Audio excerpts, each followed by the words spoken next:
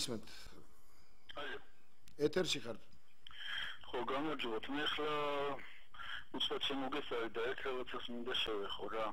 თქვენ მანდ ვეტერანთა დეპარტამენტის წარმომადგენლები მოგყავთ ხოლმე და ის არის საქმე რაშია იცით? დღეს არ აქვს. ალო.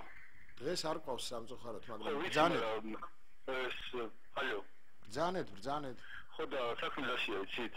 ვეტერანთა დეპარტამენტში არის ასეთი კანონი, ვინც ახლა აიღებს ვეტერანის მოწმობას, იმას არაძლევენ 92 ლარს სამათხოვრო დავაკონკრეტებს, სამათხოვრო დემარებასაც კი.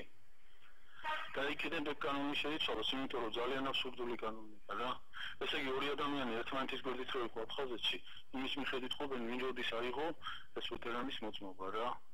ზოგმა 94-ში რო აიღო იმას ეკუთვნის და ვინც აიღო იმაში 2014-ში იმას არ ეკუთვნის. და ეგ გავარკვიოთ იქნებ საინტერესოა. იცით რა მე არ ვიცი არაფერი ამ თემაზე, მაგრამ ცხადია რომ მეყოლება ალბათ შემდეგ გადაცემაში წარმომადგენელი დეპარტამენტი არ ქვია ახლა სამსახური ქვია ვეტერანთა საქმეების, აუცილებლად დაუსვამ ამ საკითხებს. დავინტერესდები აი აქ დეპარტამენტი ადვოკატის არის